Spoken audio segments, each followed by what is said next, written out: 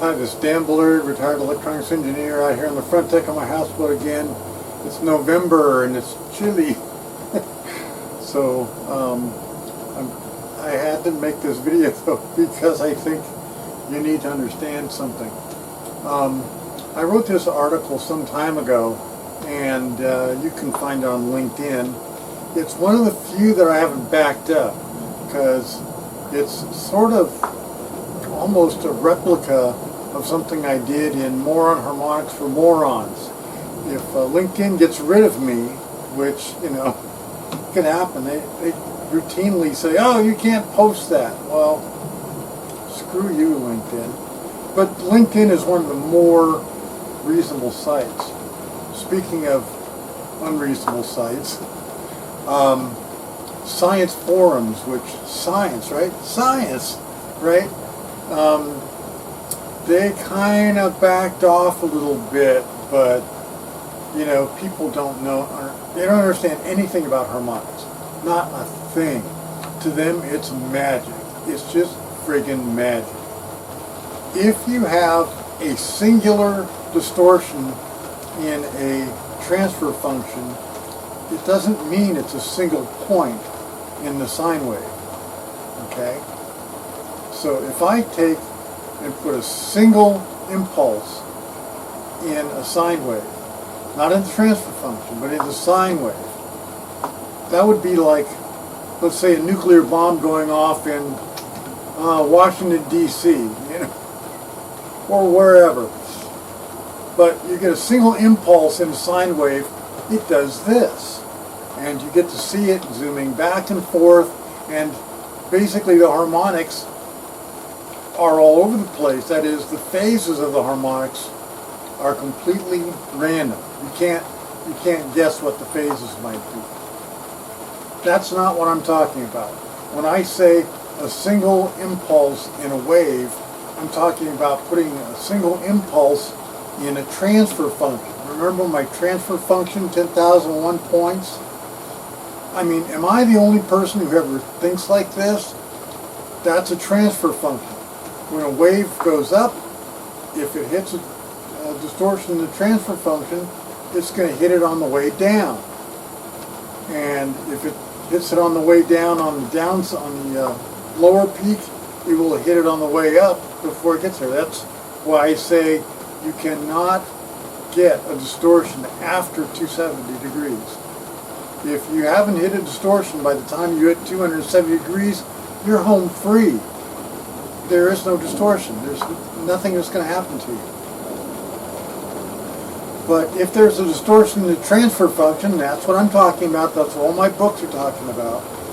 And if it's, you know, whatever it is, an amplifier, a DAC, an ADC, whatever it is, and I've worked on everything. Let me tell you, I've worked on everything. So if you have a distortion in the transfer function, it'll always show up at least twice, unless it's exactly 90 degrees or 270 degrees. And I made the most interesting discovery when I was doing this stuff. If the distortion happens at exactly 90 degrees or exactly 270 degrees, you get an absolutely flat spectrum in the harmonics. Absolutely flat. But if it happens anywhere else, it'll end up happening twice. Okay? And when it happens twice, you get this. So you can see now that the harmonics have to compromise. They have to work together so that you get the distortion made in that waveform. And it's really interesting. So that is when you get the humping. That is when you get the phases of 0, 90, 180, and 270 for a sine wave. So only when that happens, and that happens all the friggin' time. Now, I've had, like I said, my buddy Doug, he said that he thought that maybe that my rule, my law, would apply to clipping, but no other distortion. No, Doug, you have a master's degree, but that still makes you a fucking idiot.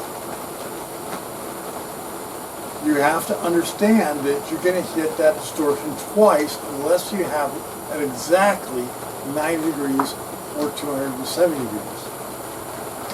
So when that distortion happens in the transfer function, not by putting it into the sine wave at some random willy-nilly place, like most of these people at science forums and, oh, who are these other guys? Stack Overflow and Stack Exchange and All About Circuits. All About Circuits. All these sites that are kicking me off, they don't know how to simulate a transfer function. That's all it is. That's all it is. They don't know how to simulate a transfer function.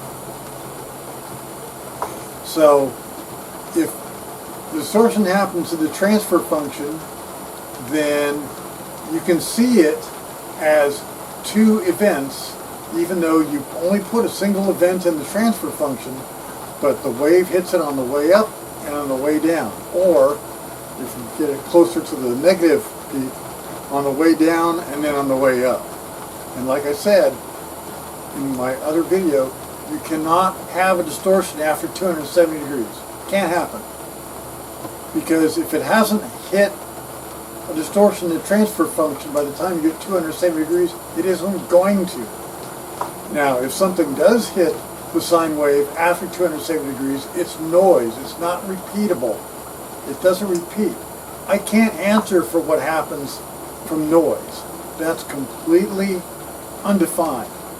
But in a transfer function, and this is true for everything, airplanes. An airplane has wings, and when some air pocket hits that airplane and those wings do this, they're going up and they're going down. And if there's any distortion or nonlinearity in the root of the wing, you're going to see it twice. It will happen twice, on the way up and on the way down. Guaranteed. Every time. And so when that happens, law 2 takes effect, the humping pattern and the Bullard harmonic solution, and law 5 happens, which is Bullard laws of harmonics number 5, that the harmonics will appear with a phase of 0, 90, 180, or 270 relative to the fundamental, if it's a sine wave. If it's a cosine wave, it's 0 and 180. And that's Davor's law. Davor discovered that. And he says, oh, you can have it. And I'm like, no, Davor, you discovered it. You figured it out. So it's your law. That's Davor's law.